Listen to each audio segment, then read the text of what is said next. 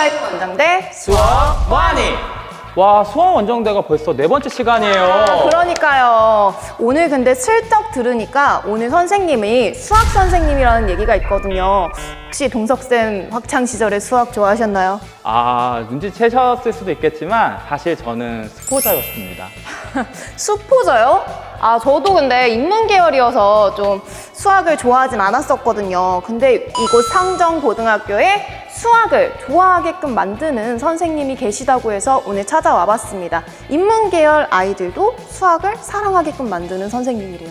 아니, 인문계열 학생들이 수학을 좋아하기가 쉽지가 않은데 선생님을 만나면 저도 뭔가 수학을 좋아하게 될 것 같은 느낌이에요. 그러니까요. 저도 오늘 좀 수학 열심히 하는 사람이 될 수 있지 않을까 싶은 기대를 가지고 우리 한번 가볼까요? 그럼 선생님 찾으러 우리 빨리 가볼까요? 좋아요. 우리 얼른 가요.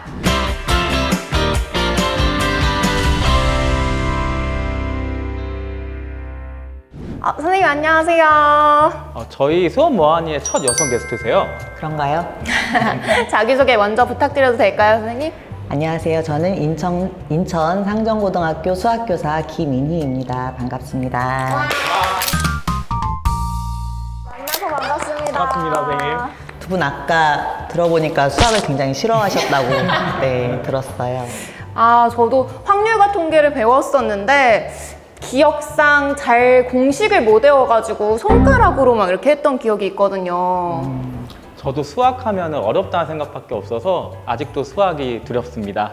그쵸. 수학은 재미없고 좀 어렵다는 인식이 많긴 합니다. 맞아요. 근데 아이들이 수학을 어렵다고 느끼면 아무래도 수학에 접근하기가 힘들잖아요. 근데 선생님께서는 어떤 방식으로 수업을 이끌어가고 계세요? 네, 설명을 하긴 하는데 저 혼자서만 개념을 쭉 설명하는 게 아니라 이제 설명하면서도 이렇게 계속 질문과 답이 계속 오가는 그런 수업을 기대하고 있는 거예요. 네. 그러면 발표하는 학생들은 어떻게 선정하세요? 발표하는 학생들은 주로 제가 그 빨대통에 그 한반 학생 그 모든 번호가 들어가 있도록 제비뽑기 방식을 주로 쓰긴 하고요. 수업 들어가서 맨 처음 여는 질문 같은 경우는 수업 준비가 가장 안 된 것으로 예상되는, 그러니까 뭐 자고 있다거나 아니면 책이 책상 위에 없다거나 뭐 이런 학생들 있잖아요. 그런 학생들을 먼저 조금 이렇게 대상으로 질문하면서 수업 분위기를 조성하는 편입니다. 그러면 선생님은 수업 준비를 좀 분위기를 전환시키는 목적으로 질문도 사용하시는 건가요? 그럼요. 예. 막 애들이 자기 걸릴까봐 엄청 긴장하고 있고 그러겠는데요? 네, 맞아요. 긴장도 많이 하고 좀 어려운 문제인데 제가 뭐 이렇게 제비 뽑아서 발표를 해야 되는 그런 상황이거나 할 때는 이제 뭐 몇 번 하면 학생들 어깨가 동시에 이렇게 올라서 이렇게 해서 안도하는. 자기소개 부탁드리겠습니다. 안녕하세요. 저는 성정고등학교 다니고 있는 2학년 박현준이라고 합니다. 김일희 선생님과 수업을 하면서 느낀 점이 있으실까요? 일단은 저만 느낀 건 아니고 다 제 주변 친구들이 다 느꼈던 건데 학생 모두가 참여할 수 있는 그런 수업을 만들어 주셨던 것 같습니다. 왜냐하면 이제 제비 뽑아서 한 친구가 나와서 발표를 하면은 이제 그 친구뿐만이 아니라 이제 앉아있는 다른 친구들도 저 문제 저렇게 푸는 게 맞나? 이렇게 뭐 수정해줄 부분이 있나 이렇게 생각하면서 항상 이제 그 친구에게 뭐 조언을 또 해주고 이러면서 다시 한번 그 문제를 생각하고 풀 수 있게 해줬던 수업이었던 것 같아요. 저도 수학에 좀 약했기 때문에 항상 수학 시간이면은 나 제발 나 시키지 말아라, 나 시키지 말아라 빌었던 기억이 있어요. 네. 근데 아이들이 굉장히 긴장하면서도 수업의 집중도가 높아질 것 같아요. 그렇죠. 긴장도 하는데 또 그게 재밌어요. 그러니까 저 혼자만 막 이렇게 강의식으로 설명하고 이 풀이 멋지지 아니면 간결하지 라고 하는 것도 뭐 좋지만 이제 학생들은 뭐 우리가 서울에서 부산까지 간다고 할 때 KTX로 쭉 가는 것도 있지만 지구 한 바퀴를 거꾸로 돌아서 갈 수도 있잖아요. 그렇게 아주 쉽고 빠른 풀이가 있지만 어떤 학생은 칠판 전체를 그 한 문제 푸는데 다 쓰는 경우도 있어요. 굉장히 돌아가는 거지만 그것도 나름 의미가 있다고 생각하고 있어요. 네. 그러면 만약에 그 질문에 대해서 답변을 못하는 학생들은 어떻게 대처하고 있으신지 좀 궁금해요. 맞아요. 학생들이 모른다고 하면서 질문을 회피하는 친구들도 상당히 많잖아요. 맞아요. 모르겠는데요. 이렇게 말하는 학생들도 있잖아요. 근데 그렇게 되면 학생이 얼마나 모르는지, 정말 모르는 건지, 1도 모르는 건지, 아니면 조금은 아는데 자신이 없는 건지, 그걸 제가 확인할 수가 없잖아요. 그래서 모른다고 해도 저는 이제 거기서 그냥 바로 넘어가는 일은 거의 없고요. 질문의 수준을 엄청 낮춰가지고 학생이 대답을 못할 수 없는 수준까지 이제 낮춰서 거기서부터 시작해서 그래도 학생이 얼마만큼 대답할 수 있는지, 얼마만큼 알고 있는지, 얼마만큼 이해할 수 있는지 정도는 확인하는 것 같아요. 네. 그 질문에 예를 들면 어떤 게 있을까요? 예를 들면 그 확률과 통계에서 경우의 수 단원이 있는데 그 경우의 수에서 가장 기본이 되는 법칙이 합의 법칙, 고배 법칙이거든요. 고배 법칙을 바로 학생들한테 제시하기보다는 대답을 못하는 학생에게 편의점에 갔다고 하자 뭐 빵이 2종류가 있고 우유가 3종류가 있다. 빵은 뭐 버터빵, 소보루빵, 그리고 우유는 뭐 딸기 우유, 바나나 우유, 초코 우유가 있다고 하자. 너는 무엇을 먹을래? 라고 이제 질문을 하기 시작해요. 그 정도는 저도 대답할 수 있을 것 같아요. 나는 버터빵하고 초코우유 먹을래 이런 식으로. 성장기 학생들이 되게 먹을 거에 관심 많잖아요. 근데 되게 일생활에 쓰이는 용어와 예를 드니까 애들이 되게 쉽게 이해할 것 같아요. 그렇게 이제 학생한테 묻기 시작해서 결국에 6개의 가능한 경우를 이제 나열하게 되는 거죠. 근데 이게 왜 6개지? 라고 할 때, 빵이 2종류, 뭐 우유가 3종류가 있으니까 고배 법칙에 의해서 뭐 곱하는 거다. 그래서 6가지야. 뭐 이렇게 결론에 도달할 수 있겠죠. 하지만 아이들이 대답을 잘 못하면 좀 답답할 때도 있으실 것 같아요. 기다리는 것도 상당히 좀 어려운 일일 것 같아요. 네, 맞아요. 불쑥불쑥 좀 힌트를 주고 싶고 그런 욕구가 막 생기기도 하고 상위권 아이들도 좀 답답함이 있을 수 있겠죠. 그래도 충분히 시간을 주면 모든 학생들이 완전 학습에 도달할 수 있을 거라는 믿음이 또 있거든요. 그래서 최대한 시간을 좀 주려고 노력하고 있어요. 진짜 대단하세요. 저도 막 엄청 애들 시켜놓고 나서 답답해가지고 힌트 주고 막 그러거든요. 주기는 하는데. 답답해요, 애들이 막 그럴 때마다. 선생님은 그 과목의 전문가다 보니까 성취 수준이 낮은 학생들을 잘 이해하지 못하는 경우가 있는 것 같아요. 저도 애들이 역사 연도 못 외울 때마다 진짜 이해가 정말 안 돼요. 왜 못 외우지? 맞아요. 그럴 수 있죠. 근데 또 제가 너무 행운인 게 이전 학교도 그렇고 지금도 그렇고 너무 좋은 아이들을 만나고 있어요. 그래서 마음을 알아줘서인지 그 시간만큼은 좀 최선을 다하려고 노력하려는 모습들을 아주 많이 보여주고 있어요. 네. 선생님 그럼 어떻게 활동 중심 수업을 시작하게 되신 거예요? 2016년에 한 연수를 참여했거든요. 그리고 돌아와서 수업을 하나 계획을 해봤는데 우리가 키패드에 뭐 상정이라고 치면 8, 1, 2, 0 뭐 이렇게 할 수 있잖아요. 그래서 메시지가 숫자로 변환되는 것에 이제 착안해서 요거랑 어떤 1차 함수랑 합성해서 각 모둠이 정한 속담을 암호화하는 그런 수업을, 그리고 다른 모둠이 제시한 어떤 암호겠죠.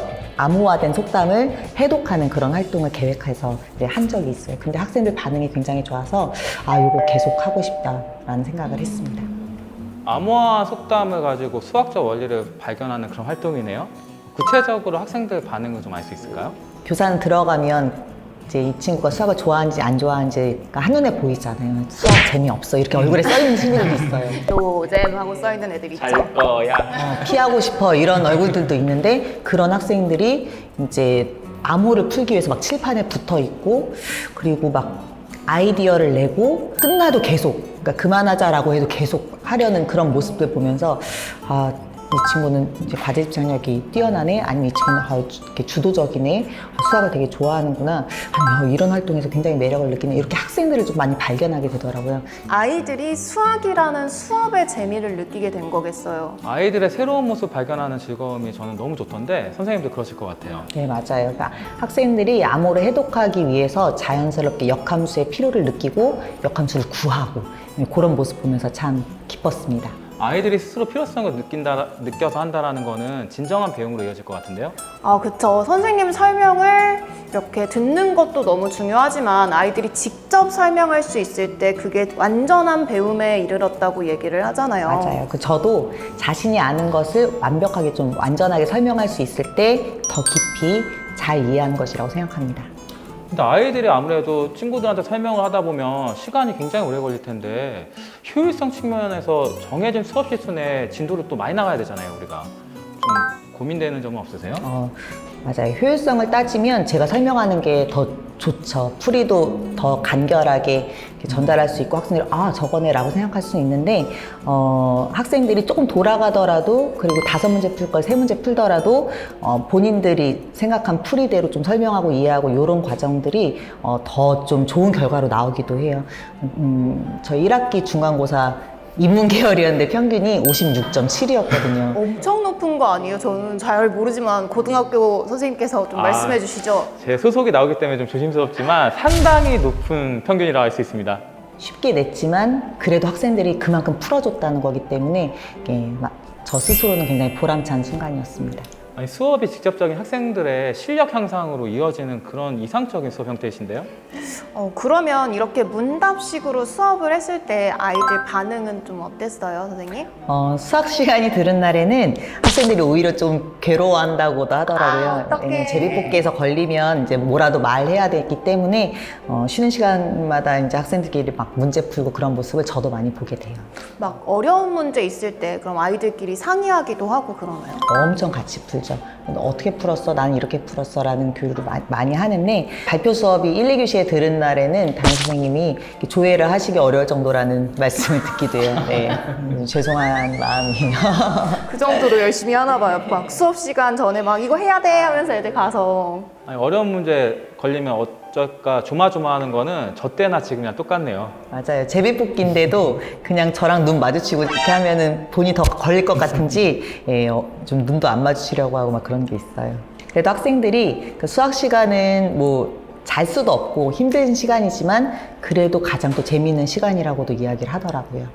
참여는 무조건 해야 하지만 내용은 조금 어렵고 그렇지만 그 안에서 또 배움이 일어나고 하니까 이거 좀 양면성을 가졌다고 해야 될까요? 잘하고 싶은 발표를 정말 잘하고 싶은 친구는 고민형 앉혀놓고 연습했다는 이야기도 하고요.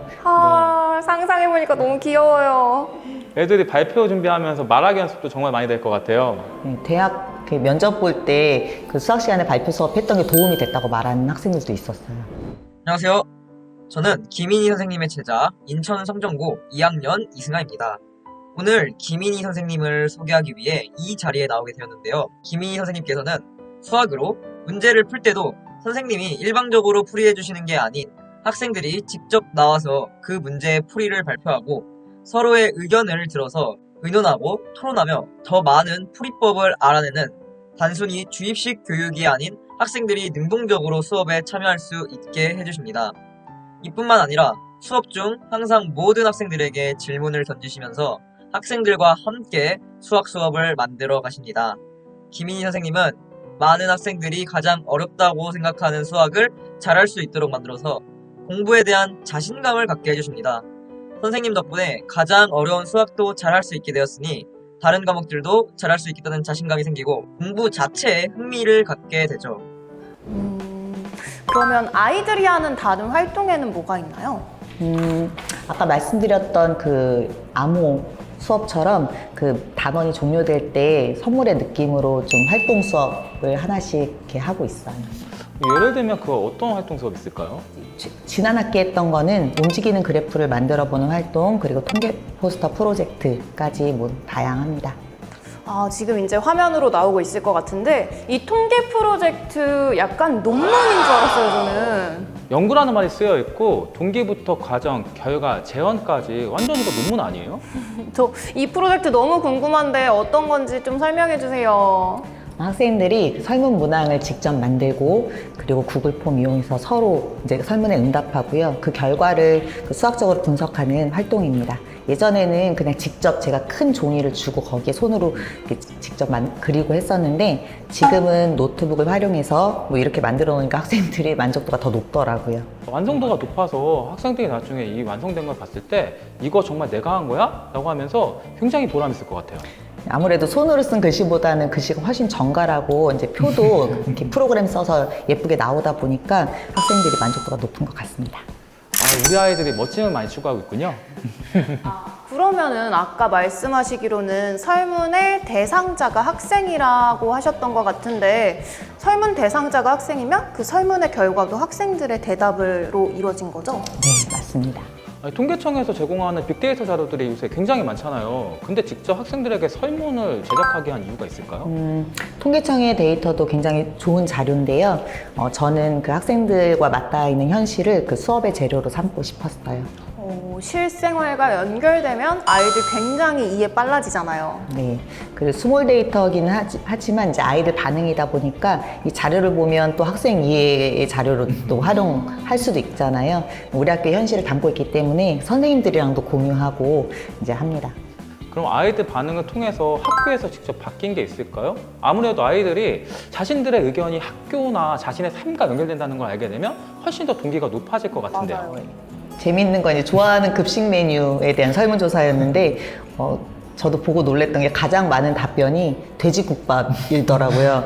그런 걸 선생님들이랑 또 공유하고 나니까 국밥이 제 눈엔 더 눈에 띄고 오늘 애들이 정말 좋아하겠네, 아니면 또 영양사님께도 말씀드리고 그래서 더 많이 나오는 느낌이기도 해요. 네. 그러니까 수업 시간에 학습한 걸 토대로 아이들이 학교를 바꿔나가는 데까지 나아가는 거네요. 그러니까 수업에서 끝나는 게 아니라 직접 우리의 삶이 변화된다는 거. 이런 선순환 너무 좋은데요? 맞아요. 저도 근데 지금 또 화면으로 나가고 있을 것 같은데 활동지 밑에 부분을 보면 아이들의 반응 같은데 전 이 부분도 조금 궁금해요. 이 부분은 뭔가요?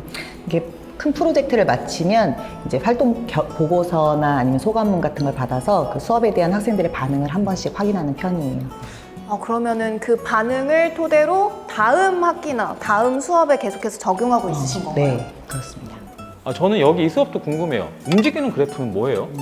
시간에 따라서 변화하는 수치를 그 플로리시라는 웹사이트를 사용해서 이제 만들어보는 움직이는 그래프로 제작해보는 활동입니다.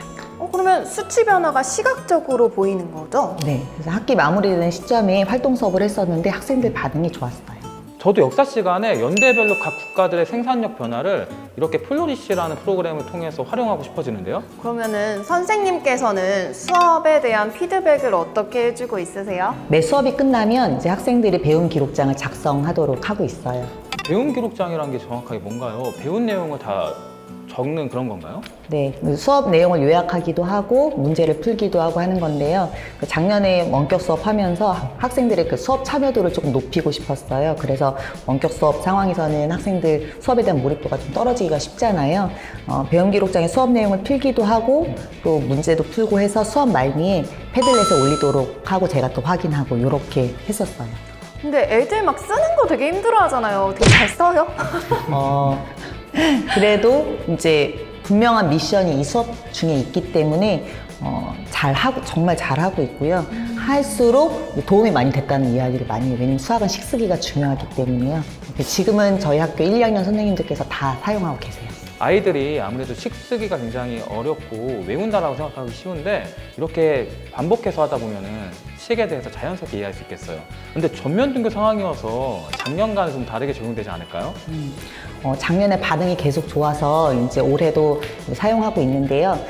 지금은 이제 학생들이 제 눈앞에서 바로 배움 기록장을 작성하기 때문에 매 수업 끝날 때마다 1, 2분 정도 아주 짧은 시간이거든요. 학생들 결과를 확인하고 학생 이렇게 소감이나 오늘 가장 의미 있었던 거 뭐 이런 것도 좀 적으면 그걸 또 제가 확인하고 가끔 피드백을 해주기도 합니다. 근데 애들한테는 선생님의 한마디가 엄청나게 큰 영향을 미치잖아요. 저는 그 수학이 합리적인 문제 해결의 도구가 되는 교과라고 생각해요. 사소하게는 조명이나 책상 위치가 적절한지를 확인하기 위해서 제가 막 방정식을 세워서 풀기도 하거든요. 와, 역시 수학 선생님. 저는 그 근본적으로 수학이 합리적인 문제 해결의 도구인데 그 도구가 좋은 일에 세상을 이롭게 하고 사람들에게 도움을 주는 그런 일에 쓰이는 것이 더 중요하다고 생각하고 있어요. 수학이 좋은 일에 쓰인다는 거 조금 궁금한데 어떤 의미예요? 학생들이 수학적 역량을 잘 갖추는데 사람을 향한 따뜻한 시선을 가지고 있는 어른으로 성장했으면 좋겠다고 생각하고 있습니다. 저도 선생님처럼 따뜻함을 간직하고 제 따뜻함이 아이들 통해서 계속 이어질 수 있도록 말 한마디 그리고 표정, 태도 하나하나도 신경 쓰는 그런 교사가 되고 싶네요. 다른 친구의 발표에 귀 기울이고 그리고 그 친구에 대한 친구의 발표에 대한 나의 생각을 정중하고 자신 있게 이야기하고 또 할 수 있어라고 서로 격려해주고 그런 시간들이 쌓이고 무르익다 보면 또 좋은 어른으로 성장할 것이라고 믿고 있어요. 아, 역시 서로가 이렇게 북돋아주는 그런 역할을 하게 되는 거네요. 아니, 근데 이렇게 꼭 좋은 얘기 할 때면 시간이 자꾸만 너무 빨리 가요. 저도 시간 가는 줄 몰랐어요. 우리 30분로 늘려야 되는 거 아니에요? 아, 근데 또 그러면 다들 힘들어 하실 수도 있으니까 저희 좀 마무리를 짓기 위해 마지막으로 선생님 한마디만 좀 부탁드릴게요. 이렇게 말하면 다들 웃으시는데 전 수학이 정말 재밌거든요. 수업이 재밌으시다고요? 아이들도 우리 학생들도 이제 함께하는 50분의 수업 시간만큼은 이렇게 저와 같이 얘기하고 또 본인들 설명하고 하면서 수학하는 즐거움을 좀 느꼈으면 좋겠습니다. 역시 소통의 이니쌤이시네요. 저도 진짜 많이 배우고 가요. 저도 교학상장이라는 의미를 사전적으로만 알고 있었는데 교학상장이 뭔지 선생님 통해서 구체적으로 알게 된 것 같아요. 이쯤에서 이제 선생님 수업에 많은 울림을 받으신 분들이 있으실 것 같은데 그분들을 위해서 아이스톡 공개 혹시 가능하실까요? 그럼요. 자, 감사합니다. 이제 진짜 마무리 해볼까요? 혹시 수업 뭐하니 영상 보신 적 있으세요? 본 적 있어요. 우리 구독자신가 봐요. 어떡해. 그럼 아시겠네요? 아, 당연하죠. 그러면 저희 같이 외쳐볼까요? 찾아가는 수업 발굴 원정대 수업 뭐하니? 와, 끝났다. 와, 고생하셨어요. 고생 많으셨어요.